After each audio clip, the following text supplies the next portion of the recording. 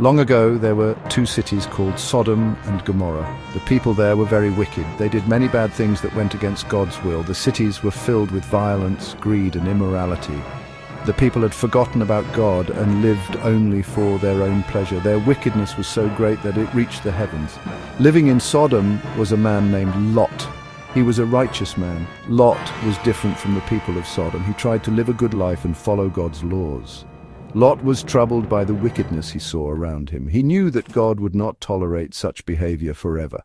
He warned the people to change their ways, but they would not listen. God decided to destroy Sodom and Gomorrah because of their wickedness. But God wanted to save Lot and his family, so God sent two angels to Sodom.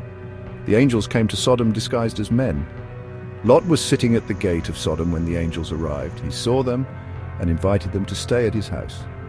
Lot showed them hospitality. He offered them food and a place to rest. Lot did not know they were angels.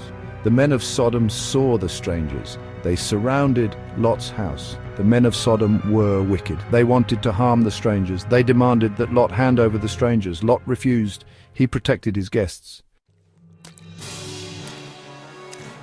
The angels revealed their true identity to Lot. They told Lot that God was going to destroy Sodom and Gomorrah. The angels warned Lot to leave the city immediately. They said, "Flee for your life, do not look back." Lot wasted no time.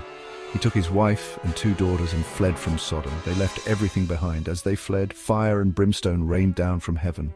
God destroyed Sodom and Gomorrah. The cities were completely consumed by fire. Lot's wife disobeyed the angels. She looked back at the city. She longed for her old life. When she looked back, she was turned into a pillar of salt. Lot and his daughters escaped to the mountains. They were safe.